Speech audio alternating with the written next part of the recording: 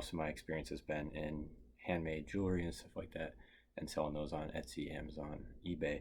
I've been really slacking and out of that for better part of 2 years, a year that I was overseas where I couldn't sell stuff anyways. So I'm slowly getting those back, slowly starting to see some sales.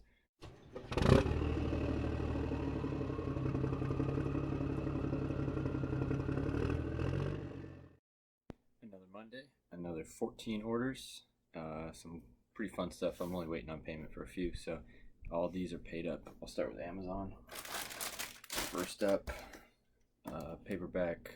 I don't buy these mass paperbacks because they don't hold value generally. Got $5 for this. If I buy bulk, I'll obviously sort them out and sell them. That's the only reason I end up with them listed. Vanilla, the Cultural History, $6. Thought that was just an interesting title. Star Trek book. This was left over from a lot. $4. Got the giant print, super giant print Bible. $4. City of something. City of Dragons, $3. I guess I could just read off the book. And then last but not least, Victorian People and Ideas, another $5. So not breaking the bank with any of that stuff, but it adds up, and once they're up, it's pretty easy to manage. So on to the eBay stuff. So let me get this together.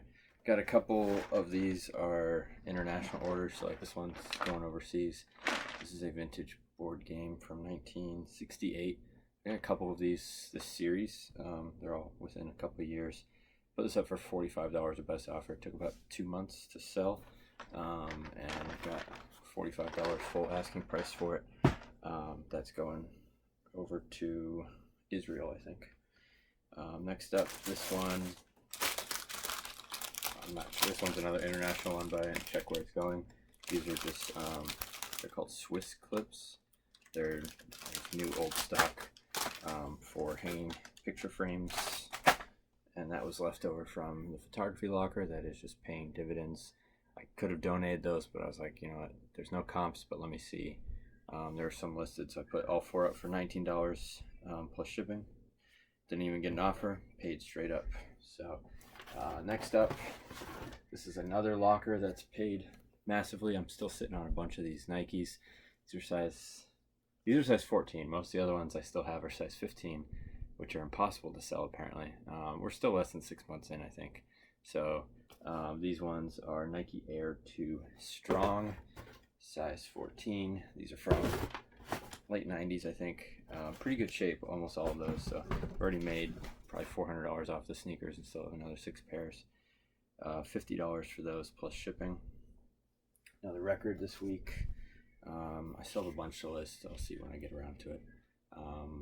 Easy Rider, $10.40 plus shipping. Those are so, they take a little more time to list. I've already got a whole stack that's sorted, which is a majority of the time, making sure they're worth selling. The actual listing piece is a little bit more cumbersome, so it takes a lot of energy for me to decide to do that, but they're there when I want the money. This is 6 volumes of History of the Jews. Ironically, so I've got these from 2 different places. This one came from, I forget, this came from a more recent locker. These are not sequential, so I've got like 1940 version, 1946, 1954. So each of the volumes is a different print year. So it was a little haphazard.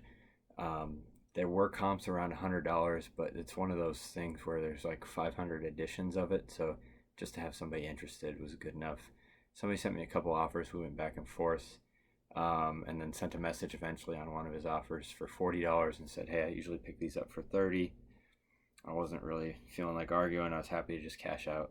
And it's a large stack of 6 books, so get it moving, get it to a new home. This, even though it doesn't sound like it, is Empty Box from 50s or 60s, and that is Auburn Rubber Toys. Yeah, 1950s. It had a bunch of Plasticville stuff, which I've been selling off, and I paid, I think, $14 or $11 for all the Plasticville plus the box. I got $15 for the box alone, and I've already made almost $100 off of the Plasticville. And last but not least, this Plasticville set, which is getting boxed up separately, got $10.50 plus shipping. And then I have one last thing. This are 2 carabiners from some rock climbing stuff from a most recent locker. $15 for the pair plus shipping. That is all I got today. Pretty awesome haul, and I'm listing a ton, so should start seeing some good momentum this week. Peace. All right, it's Tuesday. Quick what's sold, mostly because I'm super excited on something, and I got a ton of listings, so this will be quick. First up, Amazon. So $3 and a $5 book. This one seems a little cooler, but only $50. Those are going out. Pretty solid sale. La Sportiva rock climbing shoes, $50 plus shipping. And then another tennis racket. This one, I think it's early 90s, maybe 80s. Arthur Ashe by Head with the racket cover. That's $16 or $18 plus shipping. And then last eBay one is a little pin TSA, $10 plus shipping. Got a ton of pins I just got up, so we'll see how those do. It's a great promising start. I'm in for maybe $2 for like 100 pins, so already in the profit. Second to last, I'll hit that last.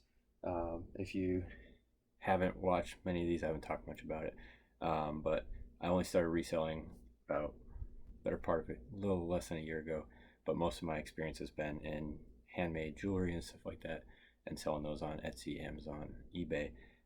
I've been really slacking and out of that for better part of 2 years, a year that I was overseas where I couldn't sell stuff anyways. So I'm slowly getting those back, slowly starting to see some sales. I'm not going to show too much detail on that because it's personalized, so I don't want to put someone's blast info out there. But getting back into the awareness ribbon jewelry, that's a $35 sale on eBay, and I do some charity on that stuff too. And then this other one, which is a tease because I haven't talked about these either, are some dog breed jewelry. So these are golden retriever earrings, and that's over $80 sale on those two, going out on Etsy. So expanding the platforms a little bit better, getting the jewelry back up. Amazon and Etsy are the real big ones for me for jewelry. I don't sell much jewelry on eBay, even though I'll be listing it. We'll see if that's changed over the last couple of years, that it's a viable location, but some really solid numbers there. That puts me closer to $200 a day that otherwise would have been $100 a day. So stay tuned for more, and I'm gonna give a little background on these as well later.